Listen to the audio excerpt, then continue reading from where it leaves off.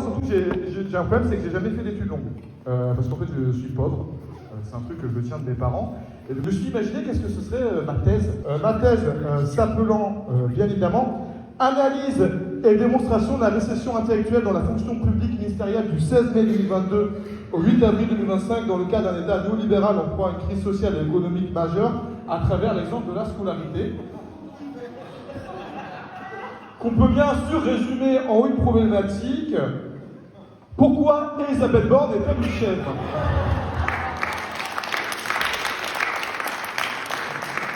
Alors, je sais, hein, ce qui gêne Elisabeth Borne, c'est qu'elle doit éviter les enfants. Les enfants qui sont quand même des assistés. Excusez-moi.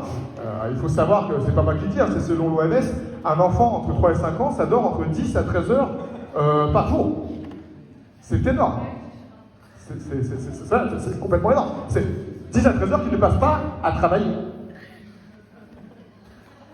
Alors, bien sûr, 13 heures, ça paraît énorme, mais c'est une question d'échelle. 13 heures, c'est énorme par jour, par an, si vous voulez une valeur, ça correspond au temps d'occupation du siège numéro 19 au Parlement européen, siège appartenant à un certain Jordan Bardella. Alors, petite nuance sur ce qu'a dit Elisabeth Borne, elle a dit presque. Presque du PA maternel pour une raison qui est très simple, c'est qu'un enfant de 5 ans ne peut pas écrire un CV.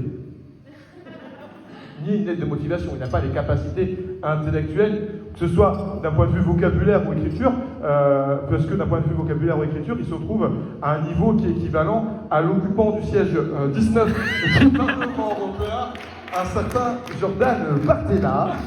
Elisabeth Borne, si on résume, c'est quelqu'un qui aime beaucoup l'autorité, qui est très bureaucratique, qui n'aime pas les enfants, qui s'habille en rose. On ne m'enlèverait pas l'idée qu'effectivement, on l'a jamais vu dans la même pièce que Dolores Ombrage.